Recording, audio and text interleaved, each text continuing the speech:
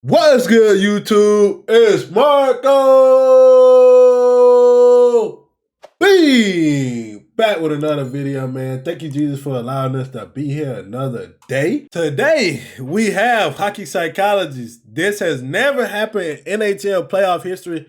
Shout out my guy Grant. He asked me to do hockey psychologists videos based on the playoffs, and it was kind of too late in the first round. So I waited till the second round, and here we are, man. If you haven't seen the Colorado Avalanche versus Minnesota Wild game one, go check that out. If you haven't seen that game seven, Canadians versus Lightning, go check that out, man. Great videos, crazy videos. But let's not waste no time, man. Hit that like button, hit that subscribe button, turn those post notifications on. Y'all already know hockey psychology finna deliver us with some great videos. Let's get into it. Well, we're through the first round of the NHL playoffs, and it has been nothing short of chaos. Yeah. We just saw Game 7 that made NHL playoff history. We got guys tomahawk chopping each other at the end of games. Others are rewriting their playoff narratives, all while two teams gave us the most bizarre game of these playoffs. The NHL is buzzing, so let's cover and break down what happened in part 7 of our round 1/2 recap. I don't know, Gary and the scheduling has made the name a work in progress.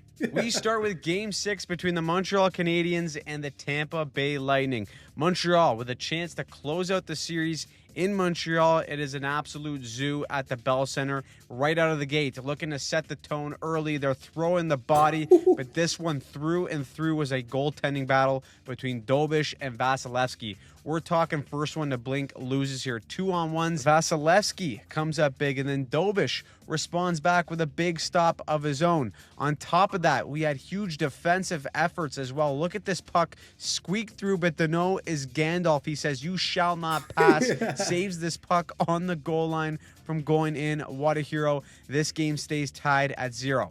Then Montreal gets a chance on the power play late in the second. Puck goes to Demidov for the one-timer, and out of nowhere, the left leg kicks it out like Bruce Lee. He says, "Here, try again." Demidov gets a second whack at it, and Vasilevsky gloves it out of the air. My goodness. Vintage Vasilevsky keeps this all tied. Let's go late in the third period. Still no score, and in comes Ivan Demidov. He was dancing all throughout this game, and he dances Hagel here to get in all alone. But look at Cirelli. He's almost going to give him a tiny can opener to slow him up, and then he's going to go barging into Vasilevsky.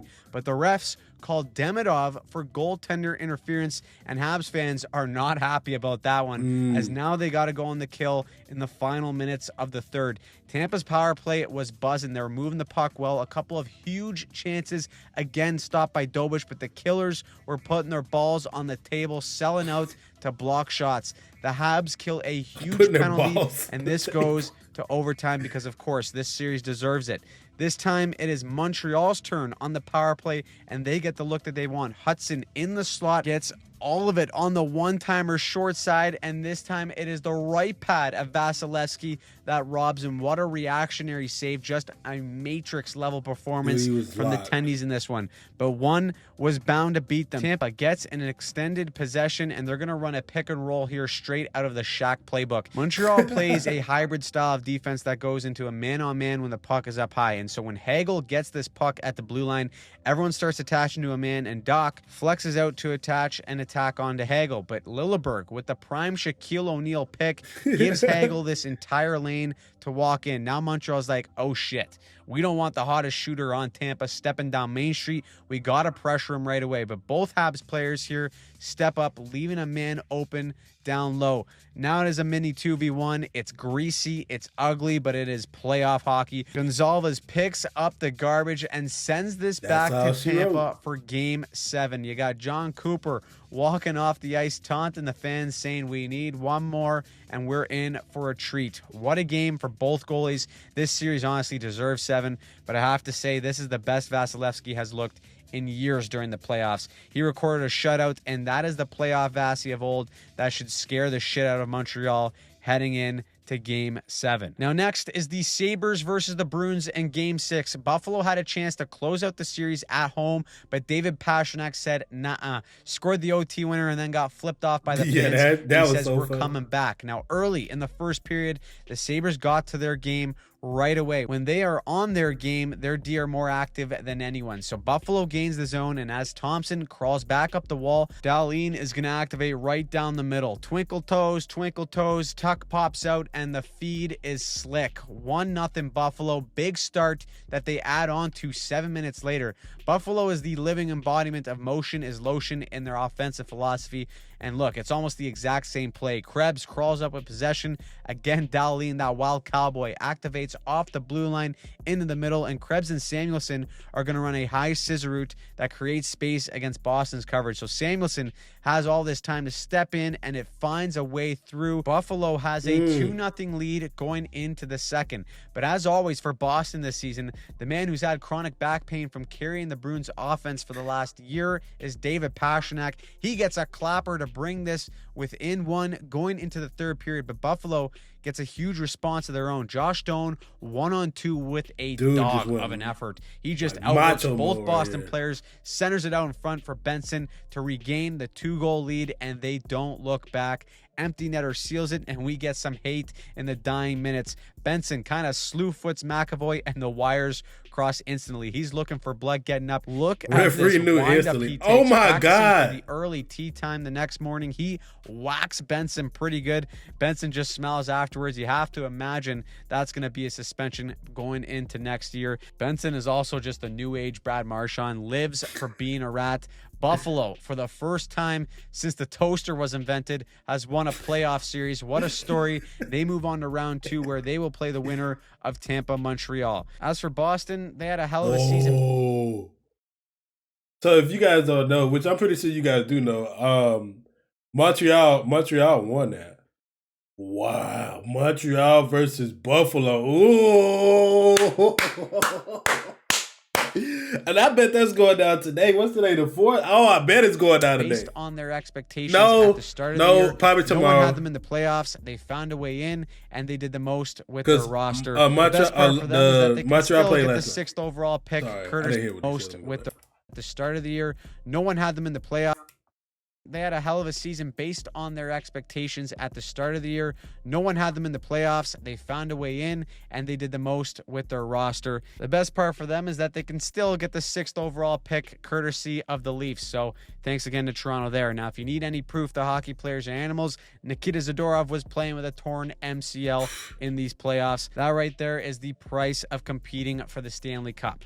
Then we go to Game 6 between the Utah Mammoth and the Vegas Golden Knights. This has been crackhead hockey all the way through. Utah was on the verge last game of taking a 3-2 series lead, but blew it in the final minute and ultimately lost the game. So now they're back home to try and force 7. And you know who's all of a sudden become Wayne Gretzky in this series? It is Brett Howden. He scored the OT winner in Game 5 and then says, I want some more in Game 6. He gives Vegas a 1-0 lead late in the first. That is now his 4th goal of the series. Depth, baby. Name of the game in the postseason, but you also need your big boy stepping up, which is why they call the noted playoff wizard himself, Mitch Marner. Yes, sir. Notorious for becoming Casper the Friendly Ghost in games 5, 6, and 7 in Toronto all throughout his career. He's going to step into this one and wire a piss missile. Glove side on Vemelka. My goodness. Leaf fans are like, where the hell was this for the last decade? That is a big goal in the dying seconds of the second to give Vegas a 2-0 lead. No lead is safe in this series, though, as we're halfway through the third,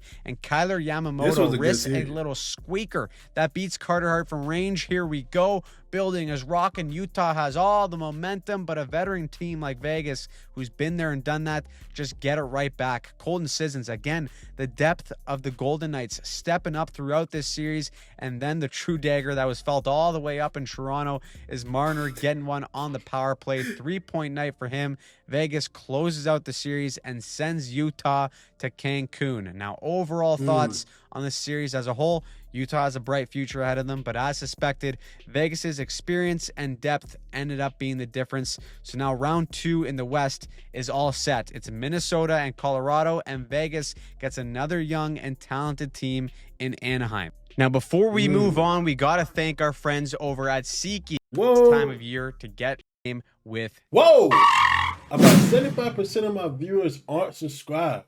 So if you aren't subscribed, hit that subscribe button for me. Turn those post notifications on. It really helps the channel out and helps the channel grow. Now, back to the video. SeatGeek. Next is a Bettman special if I've ever seen one. The first round isn't even done yet, and we're already starting round 2 between Carolina and Philly. All right, let's do this. The Hurricanes have looked like a wagon so far in these playoffs, but maybe with 8 days rest, they got spaghetti legs. Nope, they come out like a well-oiled machine. In the first few minutes of the game, guess who gets on the board? Logan Stankoven, the stanky leg, tips one home to give Carolina an early 1-goal lead. And then from there, they just continue to dominate. You see, the thing about Carolina's game is that they stay patient and they pull you into mistakes. Down by 1, Philly is going to stay aggressive and try to get their forecheck going, but Carolina is going to use rims and their wingers to suck Philly into trouble. So here's the first rim to evade pressure. Carolina's right winger is going to absorb this puck on the wall and carry it back further into the Hurricanes' end and rim it back behind the net to reverse the flow. Now with Philly's pressure still in their face, they're going to do the same rim play again to evade the F1 pressure, and this time it is the left winger of Carolina that will carry back the puck as they face pressure from the D pinching. This sucks Philly deeper and deeper into the zone while Carolina has a center slashing for support, and that center's Jackson Blake. He says, "I'll take it from here," goes all the way, and it's 2-0 Carolina just like that. And really, that's how Carolina avoids sustained pressure from their opponents all game long. Philly didn't even really get much of a sniff offensively in this game. Stankoven again scored later in the third, and we had a little shenanigans too. Tyson Forrester gives Svechnikov a nice whack to the back of the leg. Down goes Frazier there. You have Nick Seeler with the penalty of the playoffs. He grabs Martinuk's stick, high sticks himself like, buddy, come on, just snap. The head back in these playoffs, and he'll draw a penalty. Carolina ends up shutting out Philly 3-0. They have yet to trail in these playoffs. They're only the 5th team in NHL history to never trail through 5 playoff games. Freddie Anderson, Fred X, his numbers are insane in these playoffs so far. Carolina's defense is doing an unbelievable job, but he's stopping the ones he has to and more. As for Philly, they look like they're riding the high of beating Pittsburgh in 6, but if they don't dial it in here, they will be looking into all-inclusives in Punta Cana in no time. Then we get the final game of round 1 between Tampa and Montreal, and this has been the best series of the playoffs so far. We deserve 7, and we get it. So let's go to the first period. Tampa is carrying the pace of play, but Montreal gets sustained pressure near the end of the first. They go low to high, and it's just fundamentals, baby. Good old-fashioned pucks on net with traffic, and Nick Suzuki, the captain. Tippy long stockings deflects it in. It goes off a Tampa player as well and beats Andre Vasilevsky to make it 1-0 Montreal going into the second. Then Jakub Dobeš literally became a human wall. He has been fantastic all series long. You can tell when he went to another level here with his movements and anticipation. Here's 2 grade A chances from the same spot. First play comes off the wall. He stays set on his feet, and because it happens so quickly, he doesn't have time to gain enough depth and push out. So it's purely a positional save that allows him to make the first stop. 2 seconds later, the puck comes out of the corner, and he makes an almost identical save. Then you look at his east-west lateral plays in this period. These are the passes across the Royal Road that forced Dobeš to move side to side. His eyes were moving faster than the play, and he was beating the pass with ease to make calm, cool, and collected saves. I love this play right here too. This is the lovely benefit of being an athletic 6'4" tendy. The cross-seam pass on the power play. This is an instance where Dobeš doesn't beat the pass, but the athleticism is perfect. His skates rocket back to his post, and he robs Radish. And look at the efficiency of this movement too. RVH from the corner out to the butterfly. Once this goes across the Royal Road, look at this strong reset. Back to his feet right away to the top of the crease, and he's picking cherries all day long. Makes it look like it's another day at the office. He was on another level of dialed, and so it would take a lucky bounce to beat him, or it wasn't even lucky. It was a fantastic tip on the power play by Dominic James. This game is tied at 1 at the end of the second. Now, Dobeš needed to be that good because Montreal didn't record a single shot in the entirety of the second period. The first time that has ever happened in their franchise's history. It's crazy. Even by the numbers, look at this domination. 12-0 in shots for Tampa. Slot shots, 8-0. Turnover chances, 7-0. Odd-man Russians, 3-0. Puck battle wins. Tampa was all over that, and they scored the only goal of the period. They should have had way more too, because it was absurd domination for Tampa, and it leaked into the next one as well. Montreal just scraping by to just get shots on goal, let alone another goal here. But a little over halfway through the third, they get some rare pressure, and it's simple hockey again. Low to high, take advantage of the space, and put one on net and hope for good luck. That is what Hudson does. It bounces off the glass, and here's Alex Newhook with the bat, in heavens to Batsy. It is perfect. It catches Vasilevsky by surprise, and Montreal, despite getting outplayed, have a 2-1 lead. Time is now ticking. Dobish is stopping everything. Tampa pulls the goalie. In comes Slavkovsky, gives Hagel a little how are ya? Empty net, but no. Hagel looking like the drunk uncle playing road hockey, stopping it at the line, keeps Tampa alive. Everyone in Montreal has pit stains from the nerves. One last face-off for the series. It goes to the one man you don't want tickling the rafters for a shot, and that is Nikita Kucherov. And who puts their balls on the line to block it?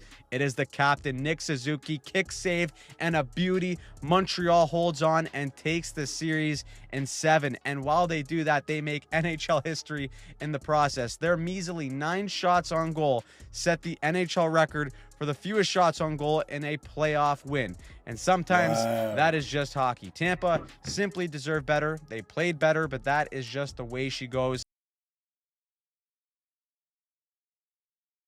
Tampa's out in the first round for the 4th consecutive year. That just seems to be a habit for teams wearing blue and white. And also, for the first time since 2019, no Florida team will be in the Stanley Cup final. There you go.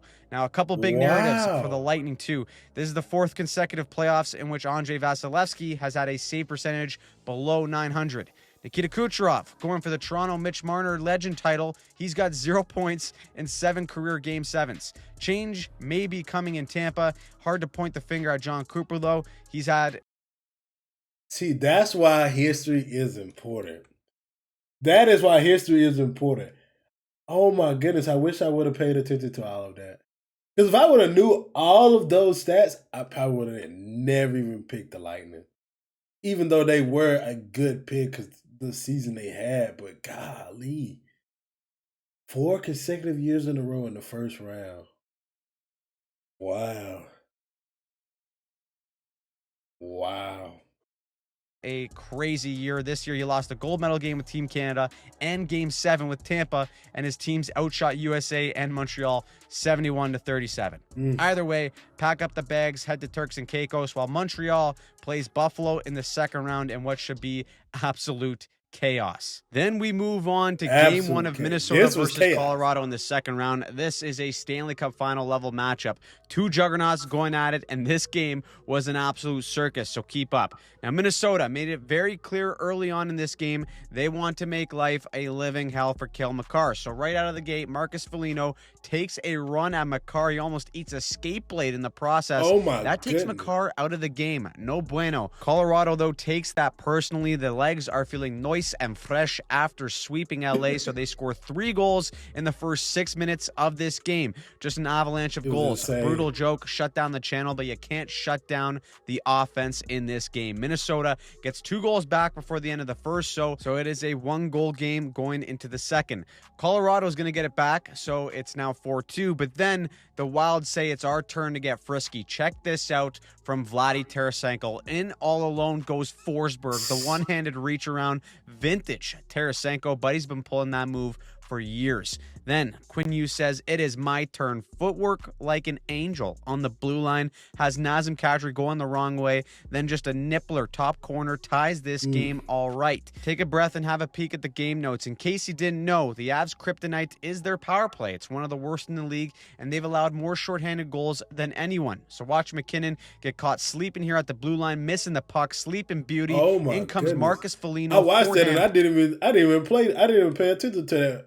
McKinnon doing backhand tuck, take out the net while you're at it too. Minnesota, after being down 3-0, have come all the way back to take a 5-4 lead. That lasts about 2 minutes because Colorado ties it back up. Oh, and Makar's back as well. He sees Hughes dancing. He says, I want a Rochambeau as well. So let's run a set face-off play, shall we? McKinnon, quick kick out to Makar out wide. He steps in and rips it. Anything you can do, I can do better. Colorado has a bunch of those set face-off looks with McKinnon and Makar, by the way, off of a face-off win. So Wild Watch that on the pre-scout, fellas. Avs retake the lead and add on to it as Kadri gets a semi-break. It's a goal. Zuccarello scores off of his kneecap. It's now 7-6. And why not? Because goaltending and defense is optional. So Makar again says, let's double dip the chip. Couple pump fakes. The release is money. And that is basically the game. McKinnon gets the empty netter. Colorado takes game 1, 9-6. Holy shit, boys. Here's the timeline of the goals. That is a beer league box score if I've ever seen one. The Avs set a team playoff record with the 9 goals, and we're in for a treat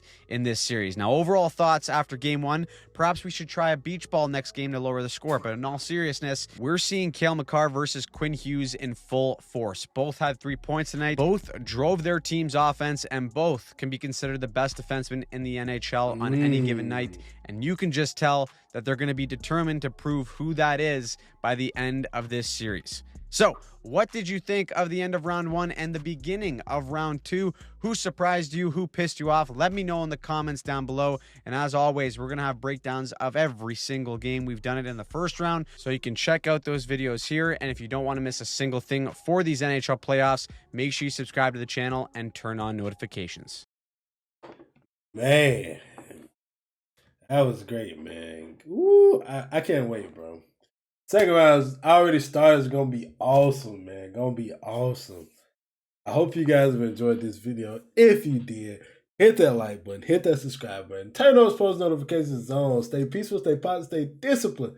And always, always, always be kind. If you're looking for more hockey content just like this, check out the video right here in the middle of the screen.